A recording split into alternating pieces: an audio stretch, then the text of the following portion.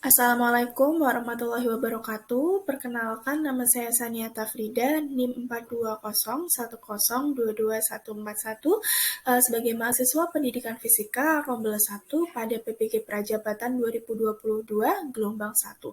Di sini saya akan memaparkan sebuah hasil demonstrasi kontekstual saya dalam kontekstualisasi Pancasila sebagai entitas dan identitas bangsa Indonesia.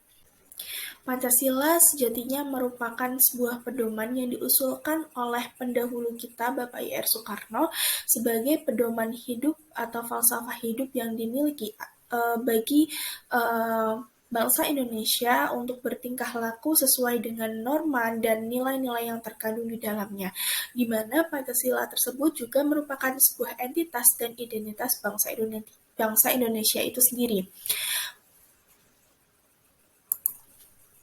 Pancasila sebagai entitas merupakan satu kesatuan yang unik dan berdiri sendiri serta memegang kendali yang penting dalam bangsa Indonesia, di mana Pancasila itu sendiri hanya dimiliki oleh negara Indonesia saja dan juga oleh bangsa Indonesia saja. Untuk bangsa lain ataupun negara lain itu tidak memiliki pedoman yang berbentuk sebagai Pancasila itu sendiri, maka Pancasila disebut sebagai entitas bangsa Indonesia. Yang kedua, Pancasila sebagai identitas, bahwa Pancasila merupakan nilai-nilai luhur yang hidup dalam masyarakat, yang merupakan falsafah bangsa sehingga untuk menjadi dasar ideologi negara, serta menjadi dasar pemersatu pada bangsa Indonesia ini. Bahwa Pancasila itu juga dijadikan sebuah pedoman dan nilai-nilai luhur sebagai identitas dari bangsa Indonesia itu sendiri untuk berperilaku yang baik dan juga memiliki tujuan yang baik dalam berkehidupan, bermasyarakat, berbangsa, dan bernegara. Nah, karena Pancasila itu dijadikan sebagai entitas dan identitas bangsa Indonesia sendiri, maka sikap-sikap atau nilai-nilai Pancasila juga harus dimiliki oleh setiap pelajar atau peserta didik, di mana Pancasila dijadikan juga sebagai pondasi pendidikan Indonesia yang diwujudkan dalam sebuah profil pelajar Pancasila. Profil pelajar Pancasila itu sendiri terdiri dari beberapa elemen, yakni 6 elemen yang harus dimiliki oleh peserta didik untuk mencerminkan sebagai bangsa Indonesia yang berpancasilais, di mana elemen-elemen tersebut adalah beriman kepada Tuhan, beriman dan bertakwa kepada Tuhan yang Maha Esa dan berakhlak mulia. Lalu yang kedua adalah berkebinekaan global, yang ketiga bergotong royong, yang keempat kreatif, yang kelima bernalar kritis, dan juga yang keenam dan yang terakhir adalah mandiri, di mana untuk profil pelajar Pancasila tersebut memiliki relevansi dengan pemikiran Ki Hajar Dewantara bahwa pendidikan dan pengajaran saat ini dituntut untuk dapat membekali peserta didik di dalam memenuhi kebutuhan hidup dan menghadapi tantangan global melalui semboyannya, yaitu Engarso Sungtulondo, Engemadyo Mangunkarso, dan juga Tutwuri Handayani. Untuk pendidikan berdasarkan pemikiran Ki Hajar Dewantara, yaitu adalah pendidikan yang memuliakan siswa dan juga pendidikan yang berpihak kepada murid untuk memfasilitasi kebutuhan belajar siswa sehingga peserta didik atau siswa tersebut dapat mengaktualisasikan dirinya pada saat proses pembelajaran. Yang selanjutnya, profil pelajar Pancasila juga memiliki relevansi terhadap pendidikan abad 21, di mana seluruh elemennya itu berhubungan dengan keterampilan abad 21 untuk sebagai pendidikan yang berlandaskan pada kodrat zaman untuk menjawab tantangan global atau tantangan pada abad 21 dengan membekali peserta didik tersebut sebagai beberapa keterampilan abad 21, yaitu kreatif, critical thinking, communication, dan collaboration. Nah, lalu bagaimana sih untuk mewujudkan profil pelajar Pancasila sebagai pendidikan yang berpihak pada peserta didik dalam pembelajaran abad 21?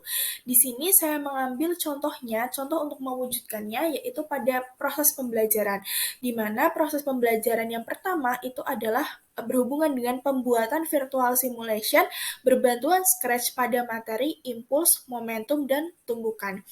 Untuk pembelajaran ini, peserta didik dihimbau untuk melakukan sebuah proyek di mana metode pembelajarannya itu adalah Project Based Learning atau PJBL untuk membuat sebuah virtual simulation tentang dua buah benda yang bertumbukan.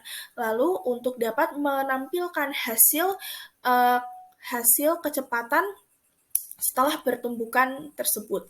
Nah, jika dihubungkan dengan profil pelajar Pancasila, kegiatan pembelajaran tersebut ber, uh, berhubungan dengan P3 yaitu bernalar kritis karena peserta didik di situ dituntut untuk bisa bernalar dan berpikir kritis tentang bagaimana cara memvisualisasikan konsep tubuhkan tersebut, lalu juga bergotong royong, yaitu karena di pembuatan virtual simulation ini dikerjakan secara berkelompok sehingga peserta didik itu harus dapat berkolaborasi dengan baik. Dan yang ketiga itu adalah kreatif, di mana peserta didik diharuskan untuk bisa kreatif untuk membuat sebuah virtual simulation tersebut. Yang ketiga adalah mandiri, karena peserta didik dituntut untuk bisa mandiri dalam berpikir dan juga mengeksplorasikan pengetahuan-pengetahuannya yang didapat untuk dapat diterapkan di dalam proyek tersebut. Yang selanjutnya, relevansinya terhadap pendidikan yang berpihak kepada murid itu adalah proses pembelajaran tersebut memfasilitasi gaya belajar siswa, yaitu dari virtual simulation tersebut dijadikan sebagai sarana belajar bagi peserta didik yang memiliki gaya belajar visual dan juga kinestetik serta auditori. Nah, yang selanjutnya pembelajaran yang berpihak pada murid itu berhubungan sangat erat kaitannya dengan active learning dan juga student center learning karena proyek tersebut hanya dibuat oleh peserta didik dan guru hanya sebagai fasilitatornya saja. Nah, yang selanjutnya untuk pembelajaran pada abad 21 di mana pembelajaran tersebut memanfaatkan teknologi digital sesuai dengan pembelajaran khas dari abad 21 yaitu dengan platform Scratch. Nah, yang selanjutnya, relevansinya yaitu pembelajaran pada proyek tersebut untuk dapat mengasah keterampilan abad 21 yaitu collaboration, critical thinking, kreatif, dan juga communication. Seperti itu. Nah, lalu yang selanjutnya pada contoh proses pembelajaran untuk mewujudkan P5, P3 tadi, yaitu adalah pembelajaran gelombang bunyi yang berbasis pada kearifan lokal dan aplikasi Arduino, di mana di gelombang bunyi itu dapat dikaitkan dengan kearifan lokal yang ada. Contohnya yaitu adalah kearifan lokal di kota Semarang, yaitu tradisi dukderan. Nah, tradisi dukderan ini dapat dihubungkan dengan gelombang bunyi, yaitu pada saat menabuh gendang seperti itu, menabuh beduk seperti itu. Jadi bisa dihubungkan tentang bagaimana bunyi itu bisa terbentuk dan juga dapat ditangkap oleh manusia. Nah, yang selanjutnya yang berhubungan dengan aplikasi di mana aplikasi Arduino ini dapat mengetahui bagaimana intensitas gelombang bunyi yang didapatkan pada saat adanya bunyi pada saat sebuah benda atau sesuatu bisa menghasilkan bunyi seperti itu. Nah, pembelajaran ini juga erat kaitannya dengan profil pelajar Pancasila, di mana keenam profil pelajar Pancasila tersebut dapat tercover dalam pembelajaran ini. Yang pertama, misalkan dari beriman dan bertakwa kepada Tuhan Yang Maha Esa dan berakhlak mulia.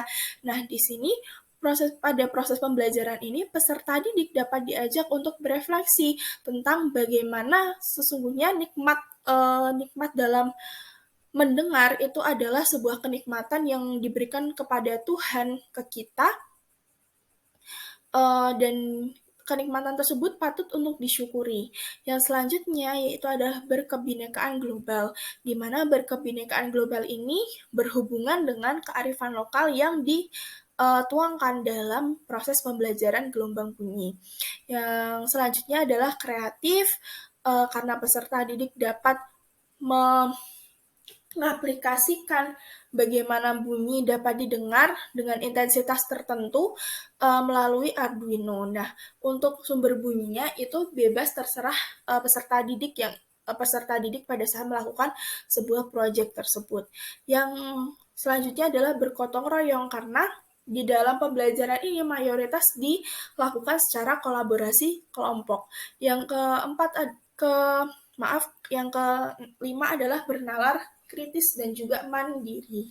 Lalu yang selanjutnya adalah pendidikan yang berpihak kepada murid, di mana sesuai dengan proses pembelajaran yang berpihak kepada murid, yaitu adalah memfasilitasi gaya belajar peserta didik. Yang selanjutnya adalah active learning karena mayoritas proses pembelajaran ini dilakukan dengan melibatkan partisipasi aktif dari peserta didik sehingga pembelajaran tersebut juga berbasis pada student-centered learning. Nah, yang selanjutnya untuk pembelajaran abad 21 yaitu juga memanfaatkan teknologi digital dan juga mengasah keterampilan abad 21 tersebut. Untuk profil pelajar Pancasila tersebut juga bisa dikaitkan dengan kegiatan pembelajaran, ekstrakurikuler, dan juga budaya sekolah. Untuk kegiatan pembelajarannya itu bisa dikaitkan yaitu dengan kegiatan-kegiatan seperti berdoa sebelum dan sesudah pembelajaran yang mengacu pada P5 pada elemen 1. Yang kedua adalah refleksi pada proses pembelajaran yang bisa dikaitkan dengan seluruh elemen P3 tersebut. Yang ketiga adalah memotivasi dan mengapresiasi peserta didik terhadap kinerja peserta didik.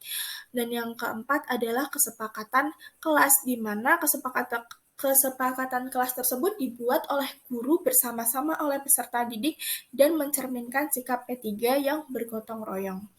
Nah, yang selanjutnya adalah pada ekstrakurikuler. Pada ekstrakurikuler itu sendiri, diambil contoh adalah ekstrakurikuler kerohanian, di mana mencerminkan P3 yang beriman dan bertakwa kepada Tuhan Yang Maha Esa dan juga berakhlak mulia. Yang selanjutnya adalah ekstrakurikuler karya tulis ilmiah yang mengedepankan keterampilan bernalar kritis, profil bernalar kritis, kreatif, dan juga bergotong royong. Untuk yang selanjutnya adalah ekstrakurikuler pramuka yang mengedepankan elemen mandiri, kreatif, dan juga bergotong royong, dan juga bisa dikaitkan sebenarnya dengan elemen-elemen lainnya. Yang selanjutnya adalah ekstrakurikuler teater dan juga seni tari yang bisa erat kaitannya dengan elemen berkebinekaan global karena biasanya mengacu pada tradisi atau juga budaya setempat. Nah, yang selanjutnya adalah budaya sekolah, di mana budaya sekolah ini dapat dikaitkan dengan profil pelajar Pancasila, sehingga pembelajaran proses kegiatan pembelajaran di luar maupun di dalam kelas itu dapat tetap dilakukan sesuai dengan profil P3 tadi.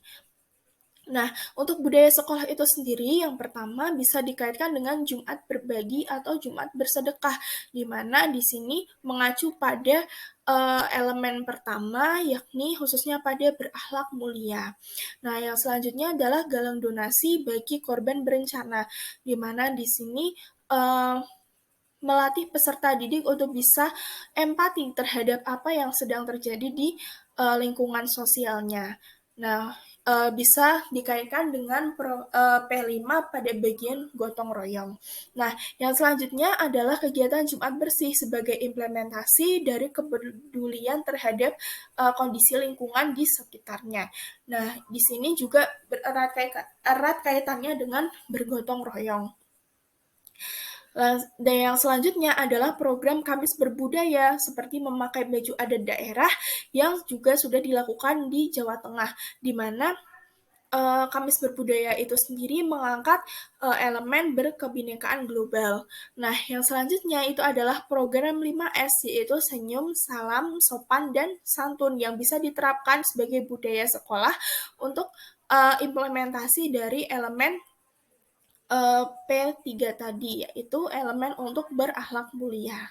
Seperti itu. Nah, berikut tadi adalah implementasi atau cara mewujudkan profil pelajar Pancasila sebagai pembelajaran yang berpihak kepada murid dan juga pembelajaran yang berpihak pada abad 21. Baik, sekian dari presentasi atau pemaparan saya terhadap demonstrasi kontekstual pada mata kuliah Filosofi Pendidikan Nasional. Terima kasih atas perhatiannya dan sampai jumpa.